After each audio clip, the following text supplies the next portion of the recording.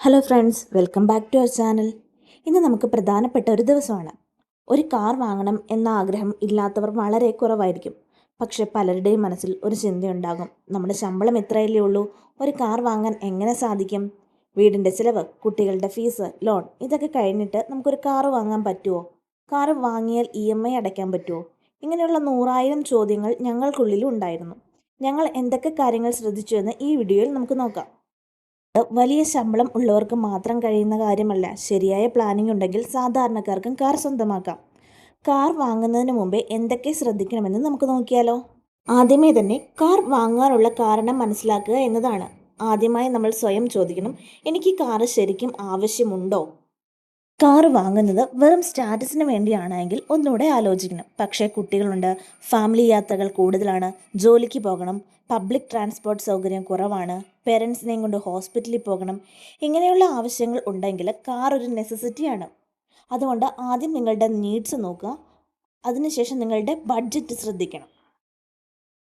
ഇനി ഏറ്റവും പ്രധാനപ്പെട്ട ഒരു ചോദ്യമാണ്, എത്ര സാലറി ഉള്ള ഒരാൾക്ക് കാർ വാങ്ങാം? ഇതിന് ഒരു ഫിക്സഡ് ആൻസർ ഇല്ല.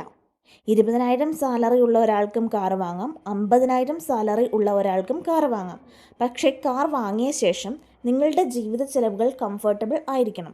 ഒരു സിമ്പിൾ റൂൾ പറയട്ടെ, നിങ്ങളുടെ കാർ EMI നിങ്ങളുടെ മന്ത്ലി ഇൻകത്തിൻ്റെ 20% നിർത്താൻ ശ്രമിക്കുക.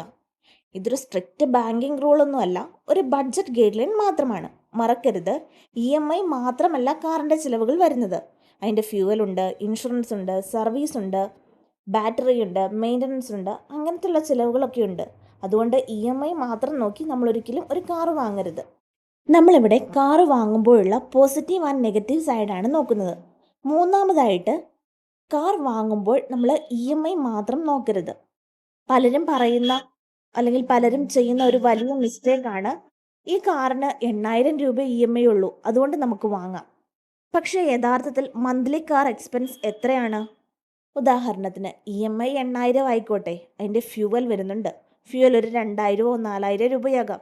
മെയിൻ്റനൻസിന് വേണ്ടിയിട്ട് നമ്മൾ അത്യാവശ്യം മന്ത്ലി എമൗണ്ട് നീക്കി വെക്കണം. ഇൻഷുറൻസ്, സർവീസിനായിട്ട് മന്ത്ലി സേവിങ്സ് വെക്കണം. അപ്പോൾ ഏകദേശം അതൊരു 10,000-ന് മുകളിൽ വരെ മന്ത്ലി കാർ റിലേറ്റബിൾ എക്സ്പെൻസ് വരും. ഇതെല്ലാം കൂടി കണക്കാക്കിയ ശേഷമാണ് തീരുമാനമെടുക്കേണ്ടത്. കാർ വാങ്ങിയ ശേഷം മാസം അവസാനം കയ്യിൽ ഒന്നും ബാക്കിയില്ലെങ്കിൽ ആ കാർ നമ്മുടെ ബഡ്ജറ്റ് ഒന്നാകെ കുഴപ്പത്തിലാക്കും. ഈ കാര്യങ്ങളൊക്കെ പറയുന്നത് കൊണ്ട് നിങ്ങളെ ഒരിക്കലും ഡീമോട്ടിവേറ്റ് ചെയ്യുകയല്ല, നമ്മൾ ഇതൊക്കെ ശ്രദ്ധിക്കണം എന്നാണ് പറയുന്നത്. ഇനി ഡൗൺ പേയ്മെൻറ്റ്. കാർ വാങ്ങുമ്പോൾ മുഴുവൻ എമൗണ്ട് ലോൺ എടുക്കുന്നതിന് പകരം കഴിയുന്നത്ര എമൗണ്ട് നമ്മൾ ഡൗൺ പേയ്മെൻറ്റായി കൊടുക്കുന്നതാണ് നല്ലത്. കാർ വാങ്ങാൻ 1,00,000 രൂപ സേവിങ്സ് ഉണ്ടെന്ന് കരുതുക. അത് മുഴുവൻ ഡൗൺ പേയ്മെൻറ്റ് കൊടുത്തിട്ട് അക്കൗണ്ട് ബാലൻസ് 0 ആക്കുന്നത് നല്ല ഫിനാൻഷ്യൽ ഡിസിഷൻ അല്ല. കാരണം നാളെ എന്തെങ്കിലും മെഡിക്കൽ എമർജൻസീസ് വന്നിട്ടുണ്ടെങ്കിൽ നമ്മുടെ ഫണ്ട് നന്നായിട്ട് കുറയുകയും നമുക്ക് ഫണ്ട് ഇഷ്യൂ ഉണ്ടാവുകയും ചെയ്യും. അതുകൊണ്ട് നമ്മൾ ഡൗൺ പേയ്മെൻറ്റ് കൊടുക്കുമ്പോൾ എമർജൻസി സേവിങ്സ് മാറ്റി വെച്ചിട്ട് കൊടുക്കാൻ ശ്രമിക്കുക.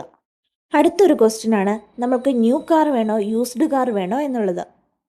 ഇത് നമ്മുടെ ബഡ്ജറ്റിനെ ആശ്രയിച്ചിരിക്കുന്ന ഒരു ഘടകമാണ്.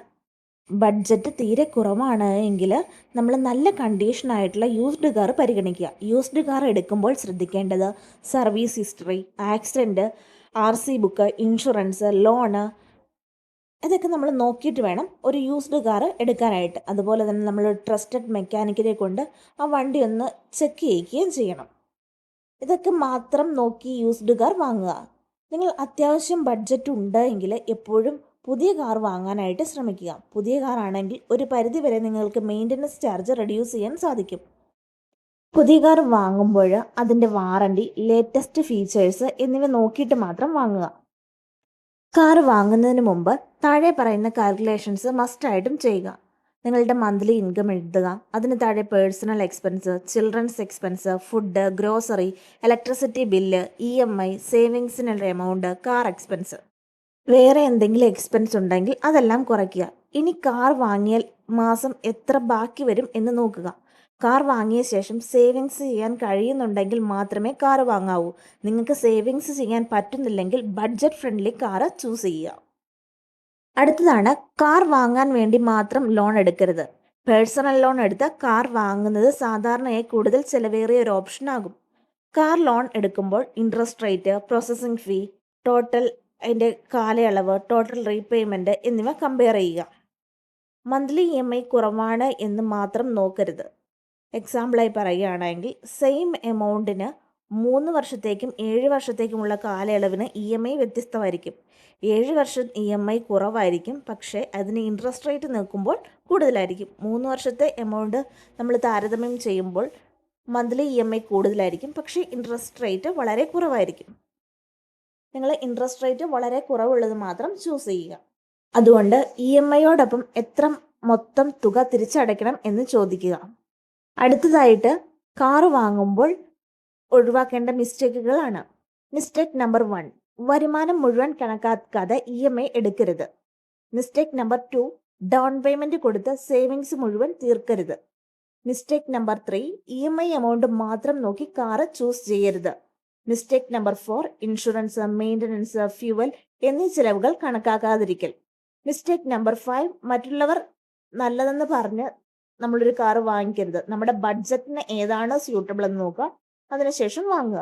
മിസ്റ്റേക്ക് നമ്പർ 6, ആവശ്യമില്ലാത്ത ആക്സസറീസ് നമ്മൾ എടുത്ത് വെറുതെ എക്സ്പെൻസ് ആക്കാൻ നിൽക്കരുത്. മിസ്റ്റേക്ക് നമ്പർ 7, ലോണിൻ്റെ ടേംസ് വായിക്കാതെ ഒരിക്കലും സൈൻ ചെയ്യരുത്. ഇവയിൽ ഒരു മിസ്റ്റേക്ക് പോലും പിന്നീട് ഫിനാൻഷ്യൽ പ്രഷർ ഉണ്ടാക്കും.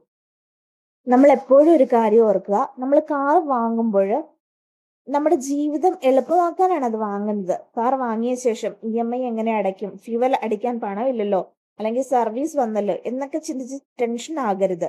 ഏറ്റവും പ്രധാനം വരുമാനത്തിനനുസരിച്ച് ശരിയായ ബഡ്ജറ്റ് ഉണ്ടാക്കുക എന്നതാണ്. വലിയ കാർ വാങ്ങണമെന്ന ആഗ്രഹത്തേക്കാൾ നമ്മുടെ ഇൻകത്തിന് മാച്ച് ചെയ്യുന്ന കാർ വാങ്ങുകയാണ് നല്ലത്. ഇങ്ങനത്തെയുള്ള വീഡിയോസ് നിങ്ങൾക്ക് ഇഷ്ടമാണെങ്കിൽ ലൈക്ക് ചെയ്യാനും ഷെയർ ചെയ്യാനും സബ്സ്ക്രൈബ് ചെയ്യാനും മറക്കരുതേ.